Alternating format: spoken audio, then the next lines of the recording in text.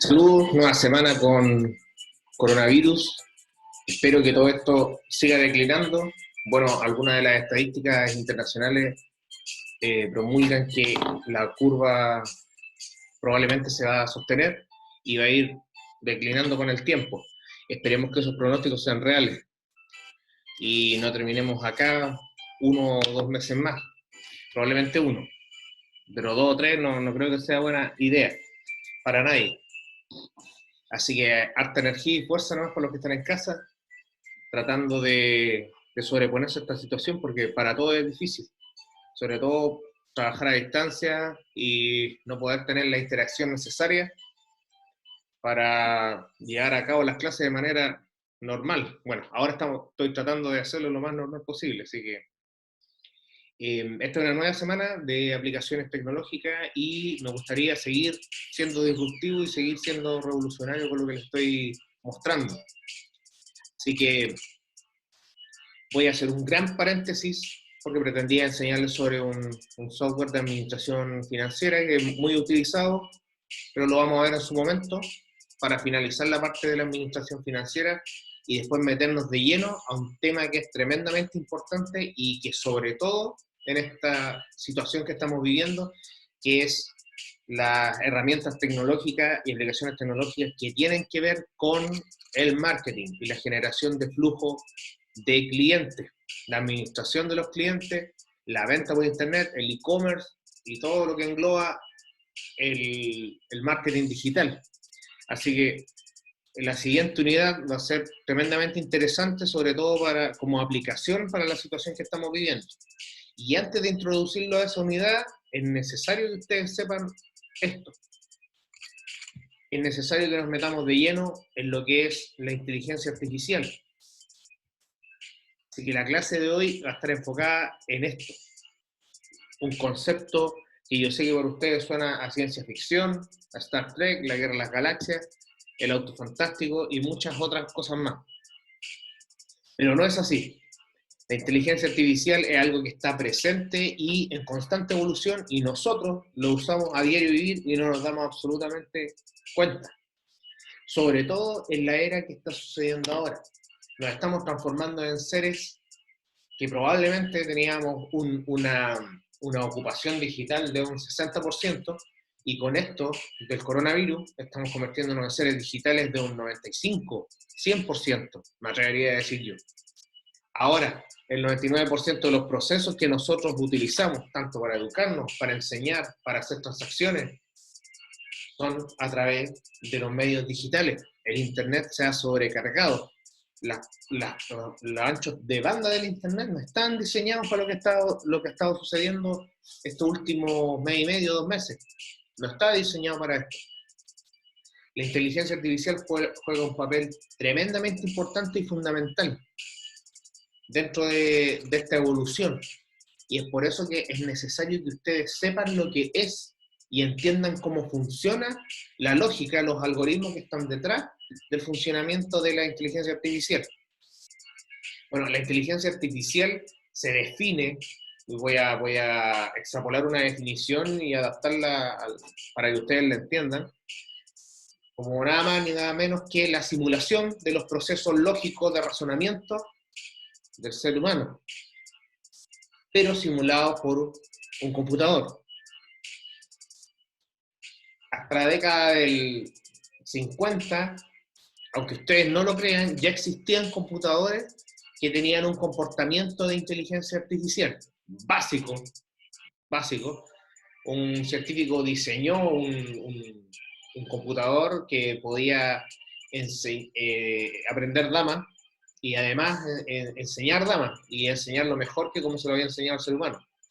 Tremendamente desarrollado para la época. Lamentablemente, por la falta de recursos para poder construir computadores más potentes, estaba hablando de la década del 50, 40, después de la Guerra Mundial, fue imposible poder masificar esta tecnología o poder desarrollar inteligencia artificial como la que conocemos hoy. Imagínense que la capacidad de procesamiento que tenía todo este trabajo, que era un computador que ocupaba una habitación completa, era igual o menor que todos los datos procesados solamente en un mensaje de WhatsApp. de hoy en día. Así que imagínense la evolución de la tecnología en este lapso de tiempo. Tremendamente impactante. ¿Por qué? Porque se han utilizado otros procesos para desarrollar inteligencia artificial. La inteligencia artificial en el pasado no era inteligencia como tal. Hay que hacer una diferencia. Nosotros confundimos, por ejemplo, cuando vemos una línea de ensamblaje en una fábrica de automóviles y los robots toman las piezas y las ensamblan en tiempo récord y lo hacen con eficiencia y eficacia que no podría ser superada por un ser humano. Pero eso no es inteligencia artificial. Eso simula inteligencia artificial. Porque nosotros para eso programamos que el robot ensamble las piezas de tal manera.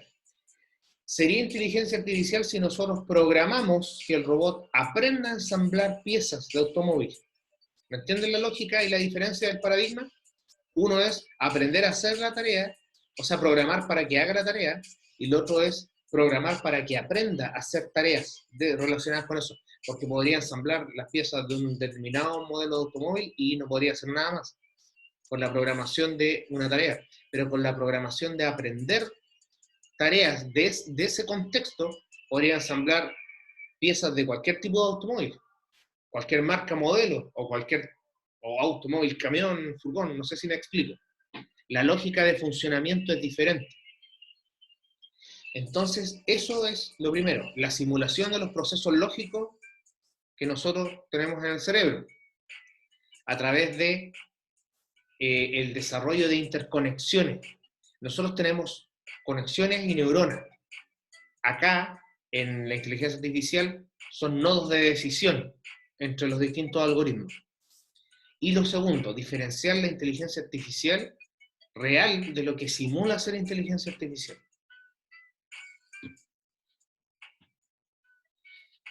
¿Cuál es el funcionamiento básico de un algoritmo de inteligencia artificial? Lo quise simplificar al máximo porque si me pongo a explicar la lógica completa, podríamos estar aquí 3 meses y todavía no entenderíamos nada. Y eso es trabajo específico de los genios informáticos. Pero sí es misión de nosotros, como administradores de empresas, como ingenieros, poder entender la lógica de cómo funciona un algoritmo de inteligencia artificial para que nosotros podamos proponer diseños al respecto para solucionar alguna problemática o algún tema.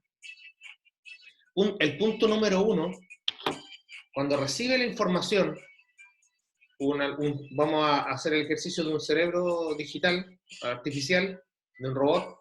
Cuando recibe la información, el primer proceso que comienza es poder comprender esa información. Para comprender esa información, imagínense que el robot no tiene el bagaje de conocimiento que nosotros tenemos, tampoco tiene las capacidades cognitivas y los enlaces que tenemos nosotros. ¿Cuál es la diferencia sustancial entre lo que un robot o un software de inteligencia artificial puede hacer, una conciencia artificial puede hacer, y lo que un cerebro humano puede hacer? Son la cantidad de tareas al mismo tiempo. El cerebro artificial de los robots y de los software actuales no está capacitado aún, y escuchen bien lo que les digo, capacitado aún, no digo que no vaya a existir la posibilidad, pero no está masificado, de poder hacer varias tareas al mismo tiempo y encontrar varias respuestas al mismo tiempo en milésimas de segundo, como sí lo puede hacer el cerebro del ser humano. Nosotros tenemos la capacidad de razonar, conversar e ir caminando al mismo tiempo, porque los otros estímulos que nos hacen caminar y nos hacen hablar son automáticos. Entonces, esa división de partes del cerebro es lo que falta todavía que puedan hacer los software.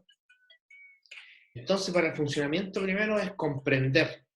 Recibe la información y tratan de comprender. Para comprender esa información, tienen que recabar los datos en la biblioteca de datos que tiene cargada ya la inteligencia artificial. Una determinada biblioteca de datos de un determinado tema. Por ejemplo, inteligencia artificial para automóviles que se conducen solos. Lo primero en una carretera es poder comprender cada una de las señales y qué es lo que es cada cosa. Para ello tiene que recabar datos sobre las leyes del tránsito, sobre manejo, sobre física, para poder hacer los movimientos necesarios, sobre biofísica, sobre los movimientos que tendría un conductor real para poder hacer viraje, acelerar, sobre el conocimiento de conducción propio de un auto, y así sucesivamente. Toda esa recabación de datos.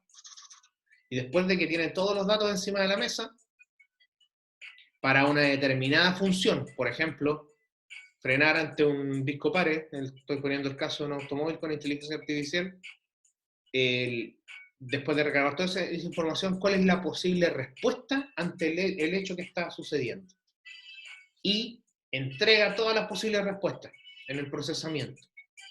Después de que tiene todas las posibles respuestas, se encarga de recopilar esas posibles respuestas, analizar, y falta una A, analizar, y comparar esas respuestas que analizó. Y al hacer la comparación, está programado también hacer un juicio de valor o entregarle un peso porcentual a esa respuesta. ¿Cuál de esas respuestas posibles tiene mayor peso porcentual? ¿Me explico? De acuerdo a los criterios de determinada área. Por ejemplo, acá en la conducción, el disco pare, una determinada respuesta es frenar paulatinamente, pero no parar de seco, y la otra respuesta es parar paulatinamente, pero quedarse detenido, mirar y después avanzar, o detectar si viene otro, en el caso de un robot, detectar si viene otro vehículo y después avanzar, o pasar. Entonces, ¿cuál es la respuesta? Hay tres respuestas posibles, y la respuesta posible que tiene mayor peso ahí es de parar paulatinamente, quedar detenido, esperar, ver si viene algo, o detectar si viene algo, y después avanzar. Entonces, ahí está la lógica de funcionamiento de un cerebro artificial.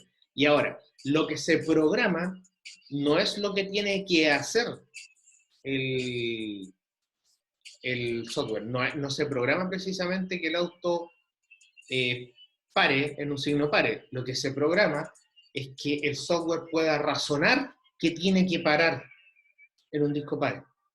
Eso es lo que se programa. Esa es la lógica de funcionamiento. Disculpen ahí al medio, era analizar, faltó una A. Esto lo vamos a corregir.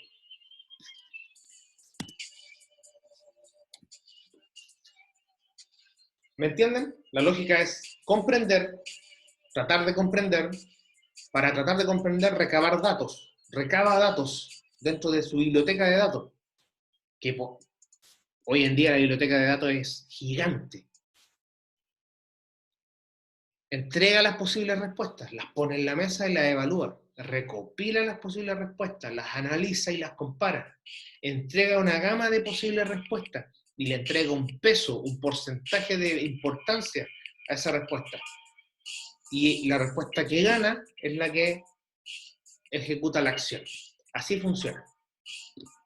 Este es el funcionamiento básico, y es funcionamiento básico de cómo funcionaba la inteligencia artificial. Estoy hablando hasta la década de los 80. Entre el 80 y del 2000 hubo un gran desarrollo de los procesos implicados en el razonamiento de inteligencia artificial. Y del 2000 hacia adelante, y la era que estamos viendo hoy en día, existen otros mecanismos de entendimiento que son un poco más complejos, que cumplen con la misma lógica que les estoy señalando, pero que son un poco más complejos porque es para resolver distintas situaciones y en distintos campos. Comprenderán que para poder conducir un automóvil no va a ser la misma lógica de razonamiento que para operar una persona a distancia.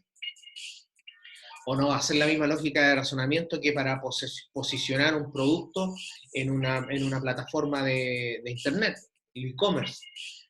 No va a ser el mismo procesamiento para gestionar clientes, no va a ser el mismo procesamiento para gestionar indicadores financieros, y así sucesivamente. Entonces es necesario matizar y poder diseñar otros elementos que le añadan valor al razonamiento lógico de un software de inteligencia artificial. Lo que les expliqué de que se programa que un software haga una determinada acción, no es inteligencia artificial, simula hacerlo.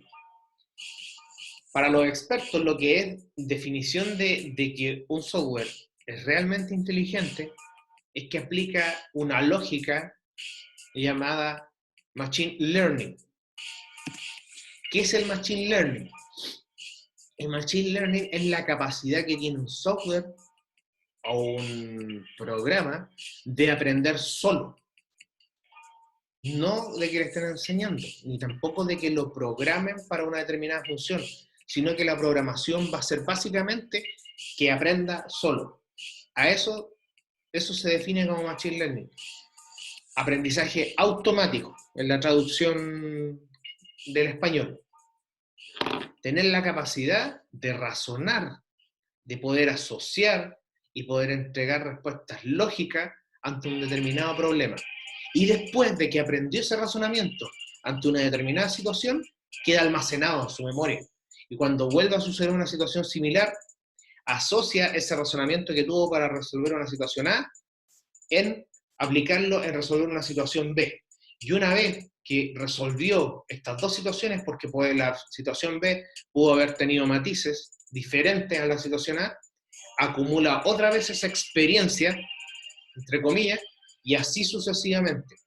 Cuando aparece una situación C, hace la comparación entre lo que hizo la situación A y la situación B, servirá para la C, o genera una nueva forma de actuar, y así sigue almacenando conocimiento y formas de hacer las cosas, tal cual como la lógica del cerebro humano. El Machine Learning es lo que define que un sistema sea inteligente, un sistema artificial sea inteligente. Ahora, les expliqué que la diferencia entre como nosotros pensamos y como piensan las máquinas es la capacidad de procesar al mismo tiempo y de ejecutar al mismo tiempo varias funciones. Ahora, voy a hacer un gran paréntesis acá, porque no les puedo explicar de este concepto en extenso, porque si no estaríamos 4 horas, 5 horas probablemente, pero esto tiene que ver con la computación cuántica. Cuando los computadores puedan funcionar con la lógica de la física cuántica, el razonamiento de los computadores se va a acelerar. Y ahí probablemente podrá equiparar la capacidad de procesamiento del cerebro humano. Equiparar digo porque no considero que la pueda igualar. Ahora, y con capacidad de procesamiento no me refiero a la velocidad, me refiero a la capacidad de razonamiento, porque las máquinas no razonan. Las máquinas aprenden lo que nosotros les programamos que pudieran aprender. Pero si no les programamos que puedan aprender una determinada tarea, no lo van a hacer por sí solos. Lo que no tiene una máquina, que tiene el ser humano, es conciencia de eso. Solamente opera funciones, pero no es consciente. Ahora, ¿en qué consiste la computación cuántica? La computación actual, para un determinado problema, entrega una solución a la vez. Si tengo un determinado problema, la computación actual evalúa, la primera solución sirve, sí, no. Si sirve, la entrega. Si no, la descarta. Evalúa una segunda posibilidad. ¿Sirve? No. Sí, no. Si sirve, la entrega. Si no, la descarta, y así sucesivamente. O busca la mejor, pero secuencialmente, una a la vez.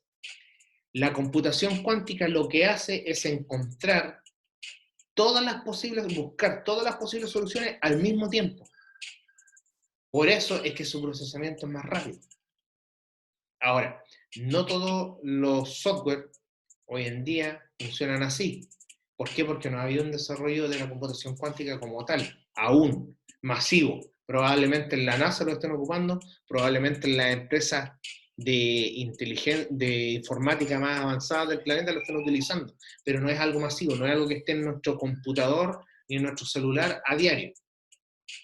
Porque a diferencia de lo que puedan creer, los asistentes de voz que nosotros tenemos en los celulares no son inteligencia artificial compleja, es básica, solamente transforman y relacionan lo que tú dijiste, o sea, voz con texto y después lo traduce con un asistente de voz otra vez para poder contestarte. Pero si se dan cuenta, nosotros de repente hacemos preguntas a los asistentes y no saben qué contestar. Es porque no razonan, porque tienen las tareas programadas, determinadas. Volviendo al tema del Machine Learning, el Machine Learning es, lo que les digo, aprendizaje automático de un software. Puede aprender por sí solo. Para eso utiliza distintos modelos y diseños de razonamiento. Estos son algunos de los modelos de razonamiento que se han utilizado o se utilizan para que un software con inteligencia artificial pueda tomar decisiones o pueda resolver problemas. El primero es árbol de decisión. El segundo, los modelos de regresión también ocupados en la estadística. Tercero, modelo de clasificación. Muy simple, nosotros lo ocupamos en la lógica de los mapas conceptuales, pero también si nosotros lo incorporamos en la lógica de razonamiento de un software, facilita los procesos. Clusterización, lo voy a definir a detalle, así que no se preocupen. Y cada uno de los puntos. Así que están pensando, ¿qué es eso que está diciendo el profe? Ahora se lo voy a decir. Y redes neuronales. Lo destaqué y lo puse en grande porque es la técnica más avanzada de inteligencia artificial, o sea, la inteligencia artificial con mayor potencial hoy en día. La inteligencia artificial de alta calidad utiliza este proceso. El primero, el árbol de decisión. No es nada más ni nada menos que poder evaluar entre dos situaciones y poder entregar una respuesta ante determinada situación. Como les dije, ¿me detengo ante el signo pare? Sí, no. Si me detengo, ¿cómo me detengo? ¿Paulatinamente o de golpe? Paulatinamente. Y así, si me detengo paulatinamente, ¿debo esperar o avanzar inmediato? Debo esperar. Si espero, ¿qué debo hacer? Mirar para ambos lados, mirar al frente. Ese sería el razonamiento lógico de un software que conduce un automóvil. Un árbol de decisión. Generalmente con dos respuestas para facilitar el procesamiento y que sea más fácil para el software. Nosotros tenemos la capacidad, les dije, de hacer varias cosas a la vez, pero el software no. Entonces, esa es una de las lógicas de funcionamiento, el árbol de decisión. Pero hoy en día no es una de las más utilizadas, me atrevería a decir que es la más básica. Siguiente, diagrama de dispersión. Para los que no tienen conocimiento de diagrama de dispersión y que no han tenido mejora continua conmigo tampoco, porque en mejora continua se ve esto y se explica. El diagrama de dispersión es una herramienta estadística que permite relacionar dos variables. Y esto es a manera de gráfico. Imagínenselo con un eje X y un eje Y. En el eje X es, por ejemplo, está la velocidad de un automóvil. Velocidad. Distintas velocidades. Y en el eje Y está cantidad de accidentes. Y la cantidad de accidentes, una cantidad de accidentes determinada, se relaciona con una velocidad determinada. Y me entrega un punto. ¿Estamos? Entonces, después nosotros ocupamos una técnica de ajuste que ahora lo hacen software automático, que uno para que lo conozcan es R, y es un software que permite hacer ajustes de diagrama de dispersión. Los puntos están, como lo dice el nombre, dispersos en un gráfico. Velocidad versus accidente. Accidente en el eje vertical, velocidad en el eje horizontal. ¿Qué hace esta recta que ustedes ven al medio? Me dice si esos datos están o no están relacionados. O sea, si una determinada velocidad está relacionada con número de accidentes. Y en una determinada época del año y con una determinada condición. Y así sucesivamente puedo seguir analizando y relacionando variables. Por ejemplo, tema de contingencia, el coronavirus. Probablemente puedo relacionar el rango de edad con la cantidad de contagiados, y va a haber más cantidad de contagiados o cantidad de fallecidos por coronavirus en un rango de edad determinado. Y quiero ver si se relacionan de alguna forma esos datos. Yo ingreso estos datos en la lógica de funcionamiento de un software con inteligencia artificial, y el software me entrega una predicción. Es una predicción. Los datos se distribuyen más o menos lineal. O sea que probablemente existe una correlación entre estas dos variables. Cuando el software razona que existe una correlación entre las dos variables, sigue analizando más variables para poder pulir esto y acercar más y más y más y más los puntos a la línea que él predijo. Así aprende el software. ¿Por qué? Porque va a predecir un comportamiento futuro. Después va a decir, a tal velocidad se generan tantos accidentes, por lo tanto voy a manejar una velocidad menor para no provocar, para no tener la probabilidad de tener accidentes. ¿Me entienden? Así funciona. Esto es como la memoria. Me baso en hechos pasados para predecir hechos futuros. Y eso lo hace el razonamiento lógico del software. Se basa en hechos pasados para predecir hechos futuros. Predecir. Ahora, ¿por qué la técnica no es infalible? Porque una predicción evidentemente no va a ser la realidad. Y si hay algún hecho que se escapa porque existen puntos aislados y el software no estaba preparado para ello, puede provocar un accidente, en el caso de un automóvil. O sea, si esa programación es para un software que les limpia la casa y aspira y puede chocar contra la muralla 5 veces, da lo mismo. Da lo mismo que choque con la muralla 5 veces, va a aspirar igual, no va a provocar nada, pero un automóvil no puede chocar 5 veces contra una muralla. Entonces ahí tiene que haber una lógica de razonamiento más acabada y diferente, una inteligencia artificial que limpia el piso y otra inteligencia artificial que conduce un automóvil. O sea, son riesgos totalmente diferentes. Otro ejemplo. Existe inteligencia artificial que permite, por ejemplo, que los cohetes de la empresa SpaceX aterricen de nuevo en la plataforma, solos, porque razonan y entienden el dimensionamiento, la inyección de combustible a los motores, cómo ir reduciendo esa inyección hasta que aterrice, y así sucesivamente, y todas las variables del entorno.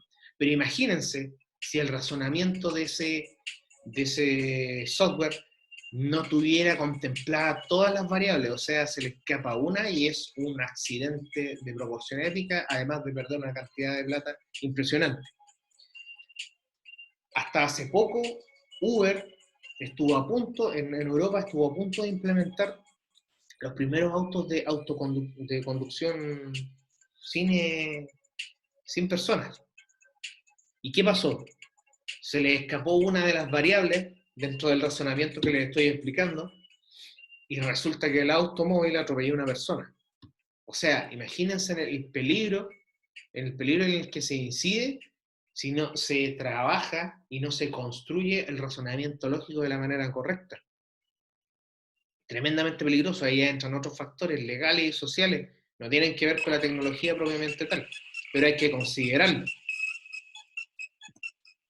Otro esquema de razonamiento, los modelos de clasificación, son los más sencillos, a mi parecer, extremadamente básicos para el tipo de tecnología que hay hoy en día, pero en algún momento funcionaban así, y algunos software todavía funcionan así.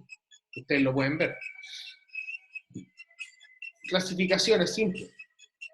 Clasifico un gran tema o una gran categoría en dos subcategorías, y cada subcategoría se puede clasificar en dos más o en 5 más, como ven acá, en 4 más, como ven en el simbólicos. Modelos lingüísticos computacionales. De un ejemplo solamente. Están los simbólicos y los semánticos. Después de los semánticos están los basados en el principio de extensión y los basados en el conjunto, los conjuntos difusos tipo 2, y así sucesivamente. Esto no es contenido, estoy mostrándole cómo se clasifican, nada. Y así sucesivamente. Y después de un subgrupo puedo volver a hacer una clasificación dependiendo del tema, dependiendo de las categorías. Ese es otro esquema de razonamiento de la inteligencia artificial. Pasamos al siguiente. Yo he trabajado con este razonamiento. Esto se llama clusterización. ¿Qué es lo que hace? Ahí al medio, ustedes ven la ampolleta, está el cerebro o la matriz central de razonamiento. ¿Qué hace la clusterización dentro de la lógica de la inteligencia artificial? Poder relacionar conceptos, entidades, organizaciones, otros softwares, otras plataformas, otros servidores, relacionarlos y agruparlos según categorías y según rubro. Siempre y cuando nosotros programemos que ellos puedan agrupar los que tienen los mismos factores de interés y además pueden interrelacionarse y pueden potenciarse. Nosotros trabajamos con un proyecto que se llama EcoCluster, que es un modelo de negocio y además es un software que ocupa la lógica de la clusterización. ¿Qué hace este software? Permite, en torno a la empresa con la que trabajamos, Neuen se llama la empresa, permite agrupar a todos los actores relevantes dentro de la cadena de reciclaje. Las empresas grandes que generan los residuos, empresas pequeñas que los reciclan y poder reciclar una alta gama de residuos, además de poder generar material estadístico para investigación y desarrollo, poder enlazarlo esto con las universidades y instituciones públicas, poder generar documentos en cada proceso para poder,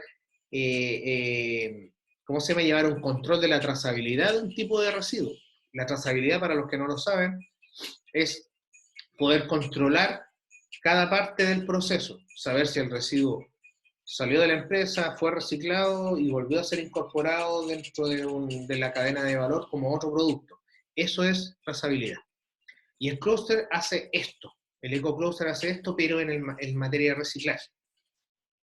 ¿Cuál es la diferencia entre un clúster y un nodo? Porque el nodo también agrupa elementos. Que el nodo no se modifica solo. El nodo lo tenemos que modificar nosotros. En cambio, el clúster se modifica solo.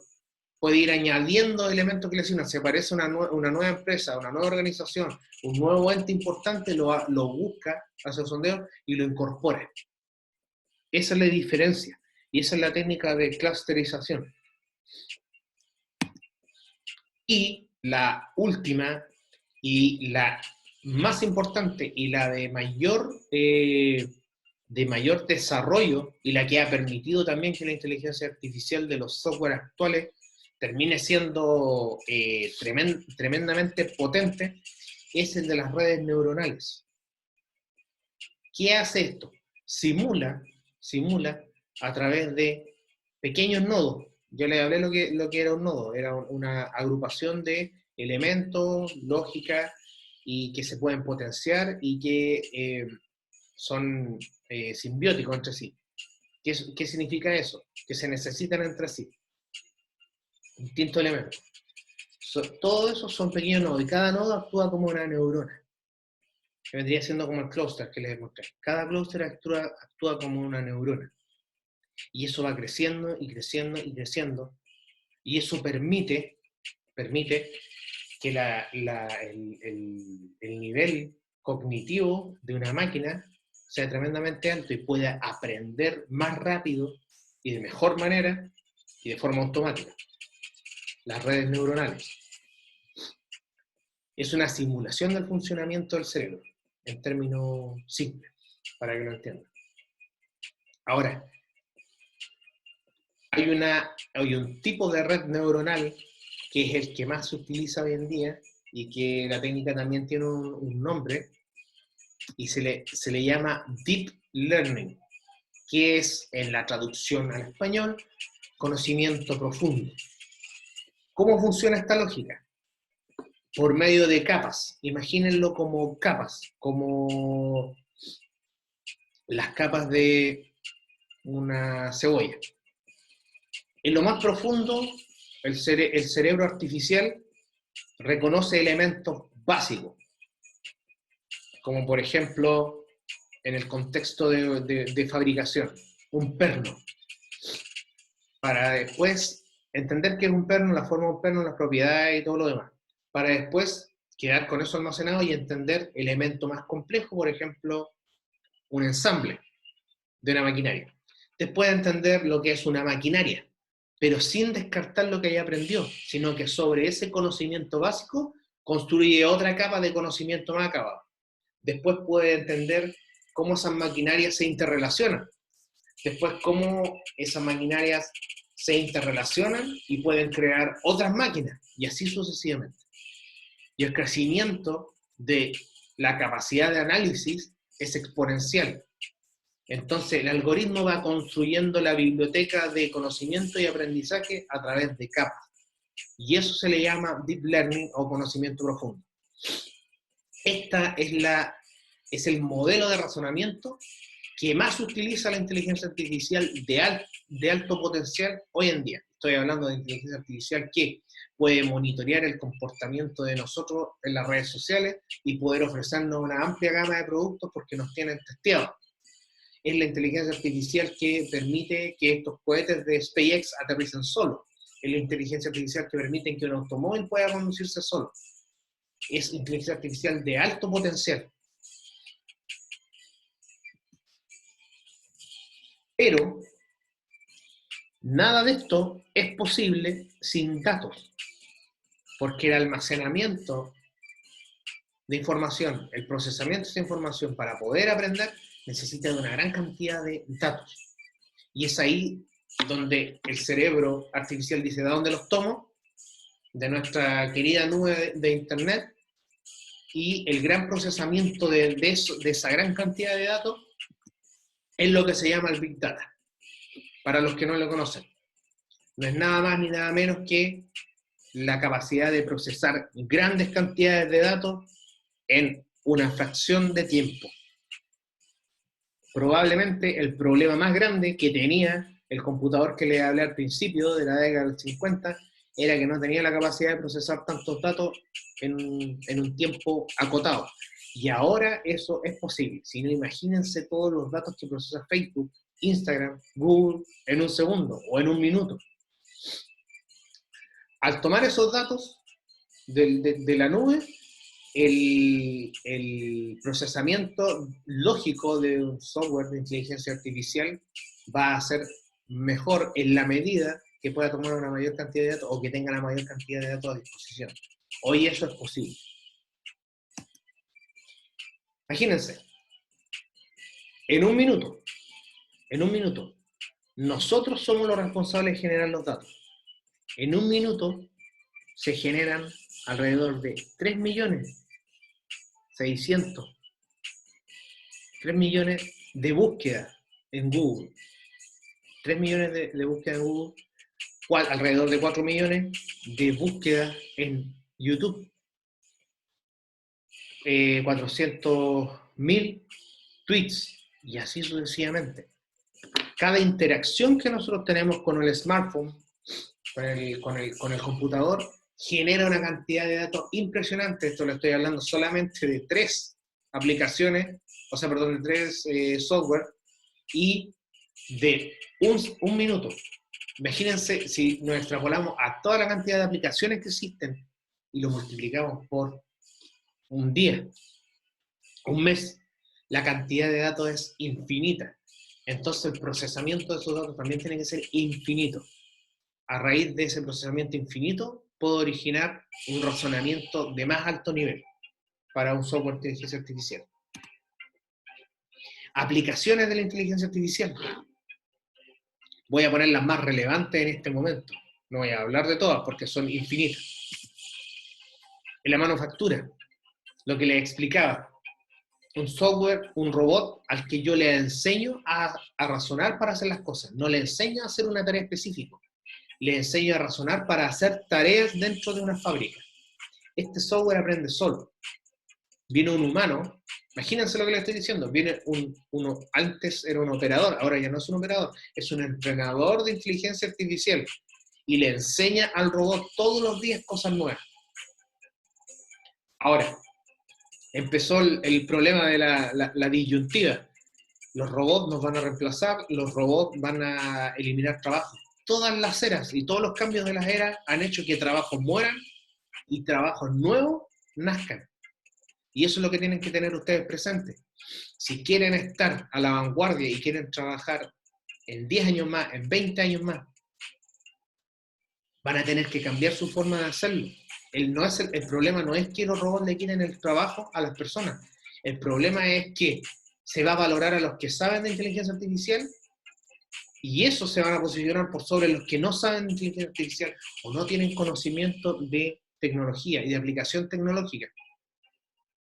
Y inmiscuirse en este mundo no es tan complejo, solamente requiere voluntad. Pero ustedes lo pueden ver. Habían trabajos que con la era digital murieron. Antes existían el rubro específico que diseñaba mapas. Ahora ya no los necesitamos porque los mapas están en la red. ¿Me entiendes? Y nacieron nuevos trabajos. Nacieron las plataformas del e-commerce, el comercio por internet, la venta por internet, un nuevo mercado, imagínense. Antes impensado. La educación a distancia. Los software que permitan que esto sea posible. Telemedicina. En la Universidad del Biobío, un profesor muy destacado, que fue profesor mío, trabaja el tema de la telemedicina hace más de 4 años ya. En ese momento, cuando comenzó, todos lo miraban extraño y le decían, oye, ¿qué es esto? Él trabaja el tema de la telemedicina hace mucho tiempo. O sea, permitir entregar tratamientos a distancia. Y en el futuro, en algunos países ya se hace, pero no se ha masificado, como les digo. Y en el futuro poder operar a distancia. Poder tener 2 modalidades. Una, que el médico pueda introducirse en un avatar. Un avatar es una replicación, un clon digital de una persona. Introducirse en un avatar y que su avatar opere a la persona en otra localidad o en otro continente. Esa es una opción. La otra opción es que el robot, después de haber operado, aprenda a hacerlo. Y la próxima vez ya no va a necesitar del avatar, o sea, del original. El avatar va a hacer el trabajo solo. Ahora van a decir, entonces el médico va a perder el trabajo. No precisamente si él se especializa en telemedicina y se especializa en inteligencia artificial aplicada a la salud. ¿Me explico? Los trabajos del futuro tienen que ver con la creación, con la innovación, con el desarrollo lógico. Lo operativo lo van a hacer las máquinas. Aquí tienen un esquema, un pantallazo de un documental, donde eso que ven ahí es el análisis que hace el software de un auto que se conduce solo. En la línea amarilla tienen el carril.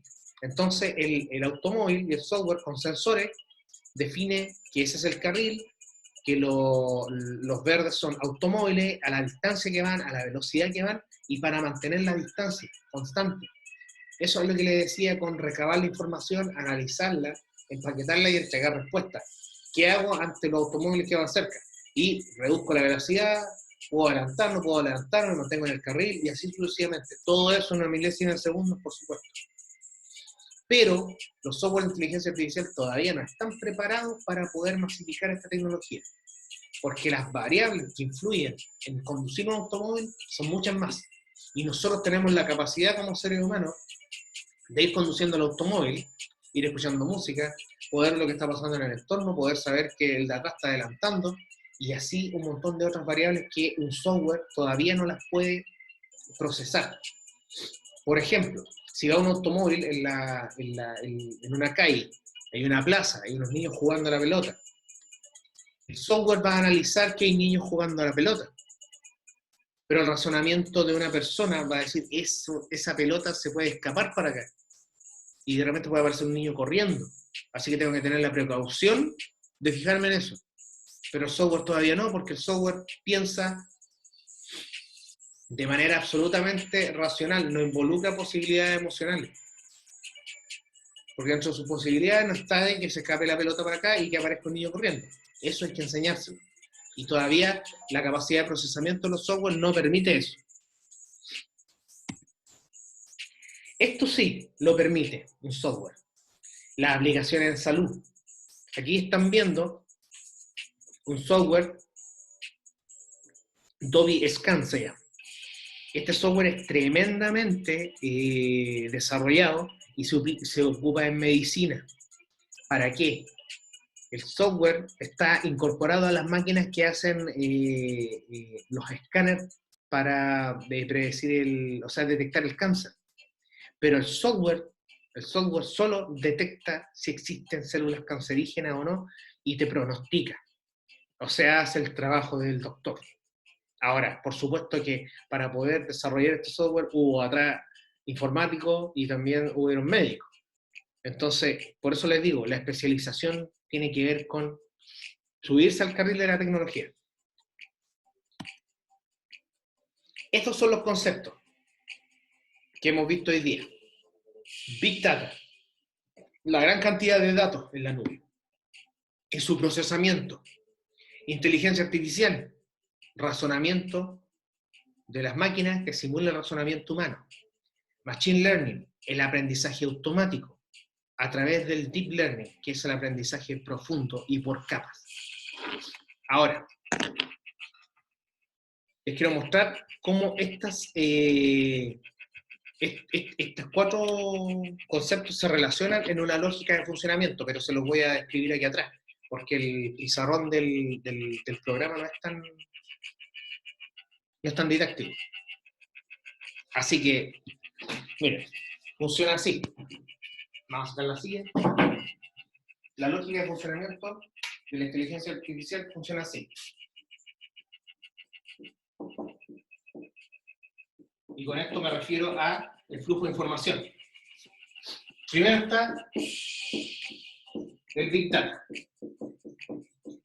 en la nube de la Internet. El Big Data entrega y alimenta con datos, para la redundancia, ¿a qué? A un software con inteligencia artificial. ¿Entienden? Después me van a decir si entienden. El software de inteligencia artificial traspasa los datos al razonamiento machine learning o aprendizaje automático. El software aprende automáticamente. ¿De qué forma? Con un conocimiento profundo, un aprendizaje profundo a cargo del deep learning. Aprendió, memorizó. Luego, ese proceso de aprender y lo que hizo para resolver esa situación, ya almacenada en su memoria, o sea, para resolver otra situación similar, va a recabar los datos. Y la inteligencia artificial, a modo de ayuda de otras inteligencias artificiales, así como nosotros entregamos conocimiento, entrega esto al Big Data otra vez, a la nube, y así sucesivamente. Y así el ciclo se repite infinitamente en crecimiento. Ahora, la lógica del Deep Learning, ¿cómo funciona? De esta forma. Ahí se la explico. Les dije, en primer lugar, un conocimiento básico sobre un determinado concepto. Para después, sobre ese concepto básico, agregar un concepto complejo. O más complejo. Y después, otra capa con un conocimiento acabado. Como, piénsenlo como una cebolla, de infinitas capas. Esa es la lógica de funcionamiento de la inteligencia artificial. Así que espero que les haya quedado más o menos claro. Si tienen dudas, pueden hacerme las consultas. ¿Para qué es esto? Para que ustedes tengan la posibilidad de diseñar aplicaciones tecnológicas en torno a la resolución de un problema. Porque van a decir, quiero crear una aplicación para resolver el problema del pronóstico del coronavirus, por ejemplo. Ya existen, pero estoy haciendo un ejemplo. Entonces no van a saber qué lógica tienen que ocupar para diseñar el procesamiento que le quieren incorporar al software. Porque lo primero que les va a decir un ingeniero informático es, ya, pero ¿cuáles son los requerimientos? Y esos requerimientos no los va a tener él. Esos requerimientos se los tienen que dar ustedes en una esquematización lógica. Y después eso él lo va a traducir en el desarrollo de un software. Así funcionan las cosas. Nosotros cuando trabajamos el EcoCluster que les comenté, primero tuvimos que desarrollar el razonamiento lógico. Y después de desarrollar el razonamiento lógico, vino la construcción del software. Nosotros no nos encargamos de la construcción del software, nos encargamos de diseñar cómo funciona. Eso es lo importante. Y ustedes tienen que apuntar su esfuerzo y conocimiento a eso.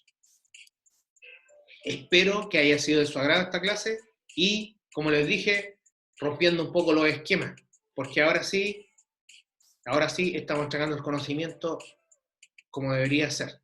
Aunque en lo personal me encantaría estar en la sala con ustedes o en un laboratorio, pero las circunstancias no lo permiten. Así que un abrazo grande y a la brevedad les voy a comentar cómo va a ser nuestra primera evaluación y en qué va a consistir. Así que un abrazo y nos vemos la próxima.